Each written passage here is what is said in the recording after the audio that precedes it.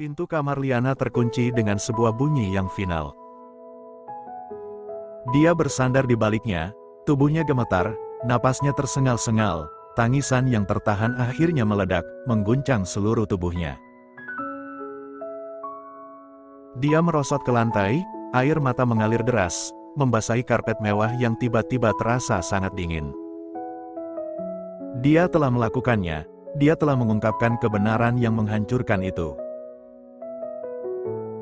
Dan melihat kehancuran mutlak di mata Ardan, rasanya seperti dia telah menusuk jantungnya sendiri. Dia ingin memperbaikinya, ingin menyembuhkannya, tetapi justru mungkin telah menghancurkannya selamanya. Dari balik pintu, dia tidak mendengar teriakan atau amukan.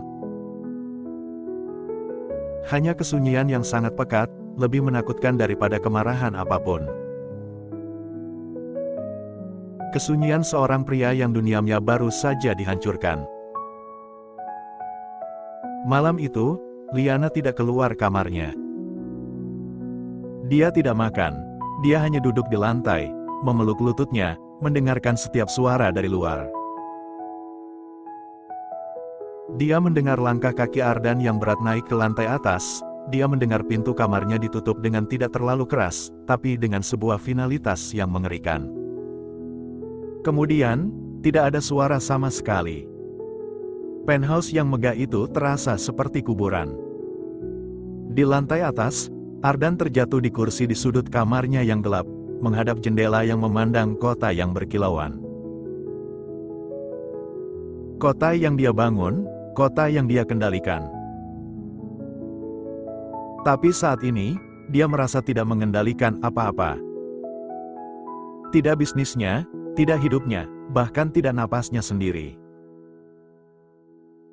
Dokumen yang dibawa Liana tergeletak di lantai, seperti mayat yang menuduh. Kata-katanya terpampang di benaknya, karsinoma stadium 4, prognosis buruk, perawatan paliatif. Dan yang paling menyakitkan, nama klinik di Swiss. Sebuah nama yang pernah dia dengar secara tidak sengaja dalam percakapan telepon ayahnya, lama setelah ibunya pergi. Ayahnya dengan cepat menutup telepon dan bilang itu hanya urusan bisnis. Dia berbohong. Setiap kenangan, setiap keyakinan, setiap sudut pandangnya tentang dunia, semuanya runtuh. Ibunya tidak meninggalkannya karena dia tidak mencintainya. Dia pergi karena ingin hidup, karena ayahnya menyangkalnya kesempatan itu. Dia ingat wajah ayahnya yang dingin saat dia menangis meminta ibunya, dia tidak pantas untuk dirindukan, Ardan. Dia lemah, dan kita Pratama bukanlah orang yang lemah. Itu adalah indoktrinasi, sebuah kebohongan yang dengan hati-hati dibangun untuk menciptakan seorang penerus yang keras, yang tidak akan pernah rentan terhadap cinta atau kelemahan. Dan itu berhasil. Dia menjadi tepat seperti yang diinginkan ayahnya, sebuah mesin yang dingin dan efisien. Sebuah monumen bagi kekuasaan dan pengendalian. Liana telah datang dan meruntuhkan semua itu dengan sebuah kebenaran dan sekotak cat air. Dia memejamkan mata, dan untuk pertama kalinya dalam puluhan tahun, dia membiarkan air matanya mengalir. Bukan tangisan yang keras, tetapi sebuah banjir sunyi yang membanjiri pipinya, untuk wanita yang kehilangan ibunya, untuk anak laki-laki yang dikhianati oleh ayahnya, dan untuk pria yang telah melewatkan begitu banyak kehidupan karena sebuah kebohongan. Keesokan harinya, matahari terbit atas Jakarta, tetapi tidak ada cahaya yang masuk ke penthouse Pratama, suasana masih gelap dan suram. Liana memberanikan diri keluar dari kamarnya. Dia menemukan rumah itu sepi. Ibu Siska tidak terlihat, pelayan lainnya juga tidak. Dia naik ke lantai 2 dengan hati-hati, pintu kamar Ardan tertutup rapat, tidak ada suara dari dalam. Dia berjalan ke perpustakaan, panel kayu itu masih terbuka, menganga seperti sebuah luka. Dia melihat ke dalam, ruangan itu masih berantakan dari konfrontasi mereka. Dengan hati yang berat, dia membereskan beberapa barang, menyimpan buku harian Sari dan dokumen medis dengan aman di sebuah laci. Dia tidak menyentuh foto-foto lainnya. Dia sedang membereskan ketika dia mendengar langkah kaki. Ardan berdiri di pintu, dia terlihat hancur. Matanya merah dan bengkak, bajunya masih yang semalam, dia terlihat seperti belum tidur semalaman. Tapi yang paling mencolok adalah kosongnya ekspresinya, seperti semua emosi telah terkuras habis. Pergi. Ucapnya, suaranya parau dan datar. Liana membeku, apa? Kamu. Pergi, keluar dari sini. Dia tidak menatapnya, pandangannya tertuju pada sesuatu di kejauhan. Ardan, tolong. Saya tidak bisa melihatmu sekarang. Raungnya tiba-tiba, suaranya pecah dan penuh rasa sakit. Setiap kali saya melihatmu, saya mengingatnya. Saya mengingat kebohongan. Saya mengingat betapa bodohnya saya. Saya mengingat bahwa kamu tahu. Kamu melihat saya begitu telanjang. Dia menarik napas dalam-dalam, berusaha mengendalikan diri. Pergilah, kemana saja. Ke rumah temanmu itu, ke hotel, saya tidak peduli. Saya akan mengirimkan barang-barangmu nanti. Liana merasa seperti ditampar, dia diusir. Setelah segala sesuatu yang telah mereka lalui, setelah dia mencoba untuk membantunya, dia justru diusir. Ardan, aku tidak pergi karena aku merasa kasihan padamu. Aku melakukannya karena saya tidak membutuhkan kasihanmu. Potongnya, suaranya seperti cambuk. Saya tidak membutuhkan apapun darimu. Sekarang, pergi. Titik tidak bisa kembali telah tercapai. Liana mengangguk, matanya berkaca-kaca tapi dia menahan tangisnya. Dia tidak akan memberinya kepuasan melihatnya hancur. Dia berbalik, dan dengan sisa harga diri yang dia miliki, dia berjalan keluar dari perpustakaan, keluar dari penthouse, tanpa melihat ke belakang.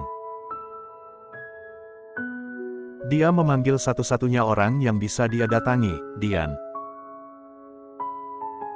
Dian membuka pintu apartemennya yang berantakan dan langsung memeluk Liana yang terlihat compang camping dan pucat. Astaga, Li. Apa yang terjadi? Kamu terlihat mengerikan. Liana tidak bisa menahan lagi. Dia menangis di bahu sahabatnya, menceritakan segalanya, tentang ruangan rahasia, buku harian Sari, penyakitnya, pengkhianatan ayah Ardan, dan konfrontasi mereka.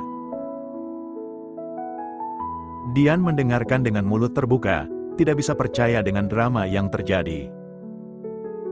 Jadi, dia mengusirmu? Setelah kamu memberitahunya kebenaran yang menyelamatkannya dari kebohongan seumur hidup. Ujarnya, tidak percaya. Dia terluka di. Aku adalah pengingat yang hidup dari rasa sakitnya. Aku mengerti, jawab Liana, mencoba membelanya meski hatinya hancur. Mengerti? Dia itu egois dan tidak bisa berterima kasih. Geram Dian. Kamu harus memberitahu media. Hancurkan dia. Ceritakan segalanya. Tidak. Protes Liana. Aku tidak akan melakukan itu. Aku masih mencintainya. Dian memandangnya dengan rasa kasihan dan frustrasi. Oh, Liana, dia telah meracunimu. Tapi Liana bersikeras. Dia meminta Dian untuk tidak melakukan apapun, untuk hanya menunggu. Hari-hari berlalu di apartemen kecil Dian, Liana seperti zombie. Dia tidak makan dengan baik, tidak tidur.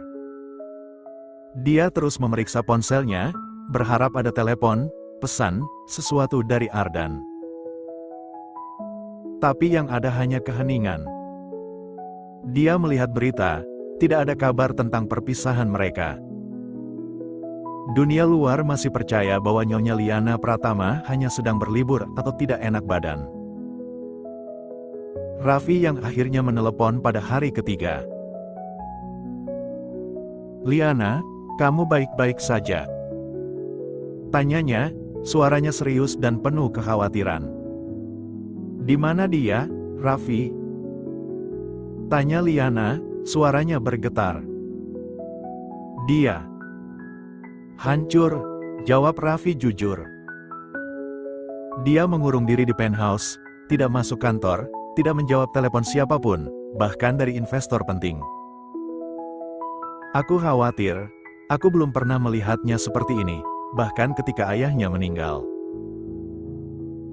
Liana merasa sakit yang dalam. Apakah dia membicarakanku? Tidak. Dia tidak membicarakan apapun, dia hanya diam. Raffi menarik napas. Apa yang kamu lakukan, Liana? Apa yang terjadi? Liana menceritakan versi singkatnya, tanpa menyebutkan buku harian. Astaga, desis Raffi. Kebenaran tentang Sari. Kamu menggali kuburan yang sangat dalam. Apakah aku salah, Raffi? Salah? Tidak. Tapi, berani sekali. Dia seperti naga yang menjaga harta karunnya, Liana. Dan kamu mengambil mutiara hatinya yang paling berharga, kebenciannya pada ibunya, dan kamu hancurkan.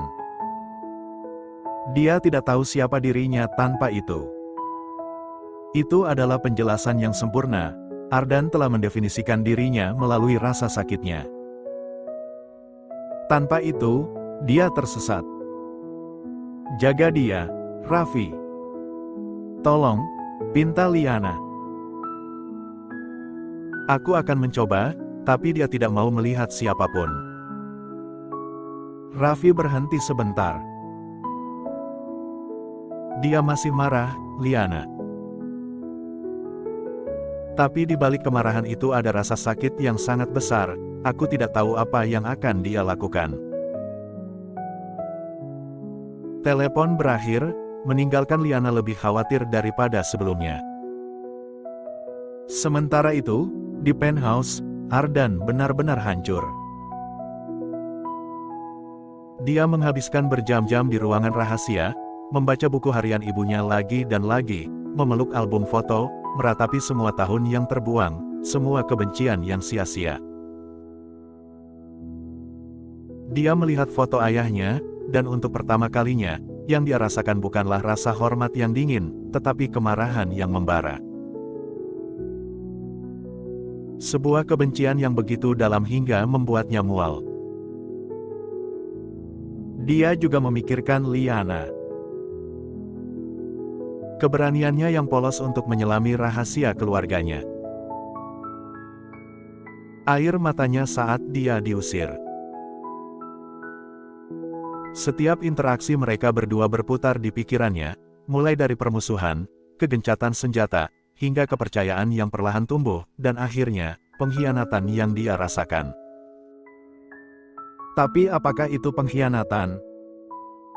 Atau sebuah pembebasan? Dia terlalu hancur untuk menjawab pertanyaan itu. Ibu Siska, yang berani masuk dengan nampan makanan yang tidak disentuhnya, memberanikan diri untuk berbicara. Tuan Ardan, bisiknya, suaranya penuh dengan kasih sayang tua. Dia, Nyonya Liana. Dia melakukannya karena dia peduli, dia melihat Anda menderita dan ingin membantu. Seperti yang ingin dilakukan ibunda Anda jika dia bisa. Perkataan Ibu Siska menusuknya, ibunya ingin membantu, ibunya mencintainya. Liana juga ingin membantu. Apakah mungkin dia juga? Tapi rasa sakitnya terlalu besar, dia mengusir Ibu Siska dengan geraman, kembali ke kesendiriannya. Hendra, yang mencium kelemahan, mulai bergerak. Dengan Ardan yang tidak muncul, dia dengan cepat mengambil kendali beberapa proyek penting, menyebarkan rumor di kalangan dewan bahwa Ardan tidak stabil secara emosional dan tidak fit untuk memimpin. Ancaman terhadap kerajaannya nyata. Tapi saat ini, Ardan bahkan tidak peduli. Kerajaannya terasa tidak berarti dibandingkan dengan kekacauan di dalam dirinya. Pada hari kelima, dia akhirnya meninggalkan penthouse. Dia tidak pergi ke kantor. Dia pergi ke satu tempat makam ayahnya. Dia berdiri di depan batu nisan marmer yang megah, memandangi nama ayahnya yang terpahat dengan indah. Dan untuk pertama kalinya, dia berbicara pada ayahnya tanpa rasa hormat, hanya dengan kemarahan dan rasa sakit yang mentah. "Kenapa?" bisiknya, suaranya serak. "Kenapa kau berbohong padaku? Kenapa kau mengambil ibuku dariku? Kenapa kau menjadikanku monster seperti ini?" Tidak ada jawaban, hanya angin yang berhembus pelan. "Kau mengajarku bahwa cinta itu lemah. Tapi kau yang lemah, kau lemah karena takut kehilangan kendali. Kau lemah karena tidak bisa menghadapi penyakit istrimu. Kau lemah karena harus membohongi anakmu sendiri untuk membuatnya kuat." Dia jatuh berlutut di depan nisan, tangisannya akhirnya meledak, tangisan penuh amarah, kesedihan, dan kehilangan untuk seorang ayah yang tidak pernah dia miliki, untuk seorang ibu yang tidak pernah dia kenal dengan benar, dan untuk diri sendiri yang telah tersesat. Dia berada di sana untuk waktu yang lama, sampai matahari terbenam, sampai tidak ada air mata lagi yang tersisa. Ketika dia akhirnya berdiri, ada sesuatu yang berbeda di matanya. Kosongnya telah digantikan oleh sebuah determinasi yang baru, sebuah kejelasan yang pahit. Dia tahu apa yang harus dilakukan. Dia pulang ke penthouse, mandi, dan mengenakan setelan jasnya yang paling berwibawa. Dia memandang dirinya sendiri di cermin. Wajahnya masih pucat, matanya masih memiliki bayangan kesedihan, tetapi sekarang ada tujuan di dalamnya. Dia mengambil ponselnya dan menelepon Raffi. "Raffi, kumpulkan tim hukum kita. Besok pagi, kita akan menghancurkan Hendra. Dan siapkan semua dokumen untuk mengubah kepemilikan saham Yayasan Penyakit Kanker atas nama ibuku. Aku ingin itu didanai penuh." Lalu, setelah berhenti sebentar, dia menambahkan, "Dan cari tahu di mana Liana. Aku ingin tahu dia baik-baik saja." Itu bukan sebuah permintaan maaf. Bukan sebuah rekonsiliasi. Tapi itu adalah sebuah awal.